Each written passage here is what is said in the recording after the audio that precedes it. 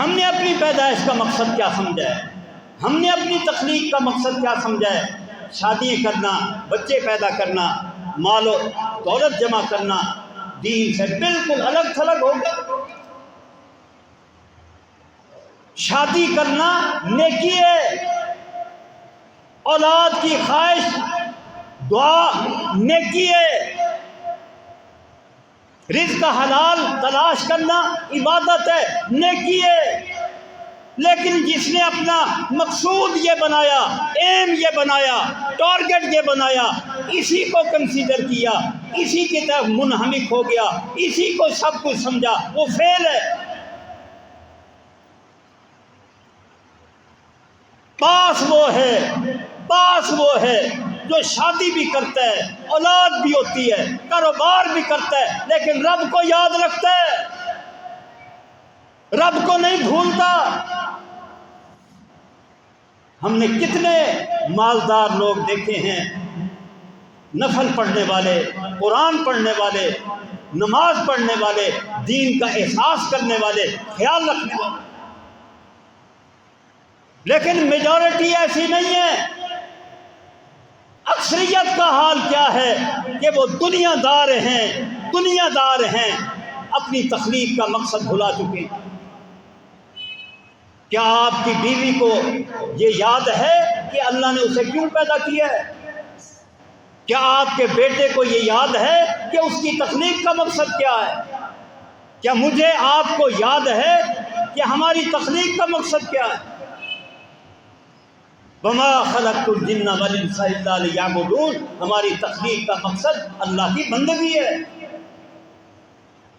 آپ دکان پر بیٹھے ہیں، صحیح کاروبار کرتے ہیں، جب آواز پڑتی ہے کان میں حی علی الصلاۃ حی علی الفلاح، آپ کاروبار چھوڑ کر لبیک اللہ کے سامنے حاضر ہو جاتے ہیں۔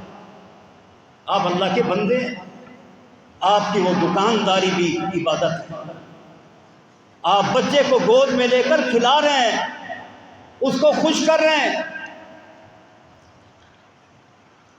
جب نماز کا وقت ہوتا ہے، بچہ نماز کے قابل ہے تو اس کو مسجد میں لے آتے ہیں، ورنہ اسے گھر چھوڑ کر خود مسجد میں آ جاتے ہیں۔ یہ بچے کو کھلانا یہ بھی بندگی ہے۔ اللہ کے حکم کے تحت آپ جو کام کریں گے وہ سب بندگی ہے۔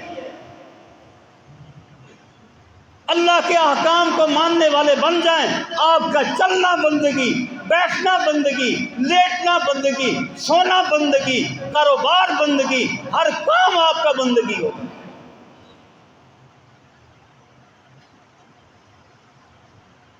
نبی مکرم صلی اللہ علیہ وسلم کے اصحاب کیا کاروبار نہیں کرتے تھے، شادیاں نہیں کرتے تھے، دنیاوی طور پر دنیاوی نعمتوں سے فائدہ نہیں اٹھاتے تھے؟ اٹھاتے تھے، لیکن ان کا نصب العین کیا تھا، ٹارگٹ کیا تھا، ایم کیا تھا، مقصود کیا تھا؟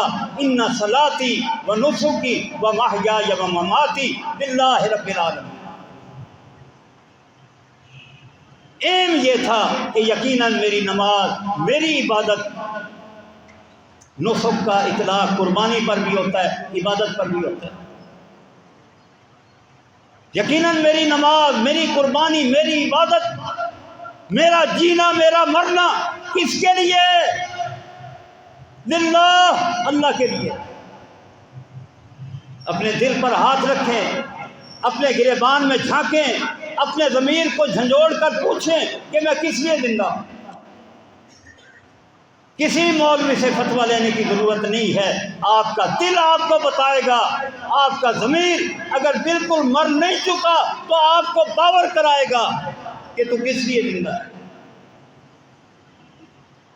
اگر تو فقط زندہ ہے خواہشات کے لیے، کاروبار کے لیے، دنیاوی ترقی کے لیے، عہدے کے لیے، دنیاوی معاملات کے لیے، یہ کام تو ہندو بھی کرتا ہے، سکھ بھی کرتا ہے، یہودی بھی کرتا ہے، عیسائی بھی کرتا ہے، دیریہ بھی کرتا ہے۔ اے لا الہ الا اللہ محمد رسول اللہ صلی اللہ علیہ وسلم پڑھنے والے، تجھ میں اور اس میں کیا فرق ہے؟ کیا تیرے کلمے نے تیرے اندر کوئی چینج، کوئی انقلاب، کوئی تبدیلی پیدا نہیں کی؟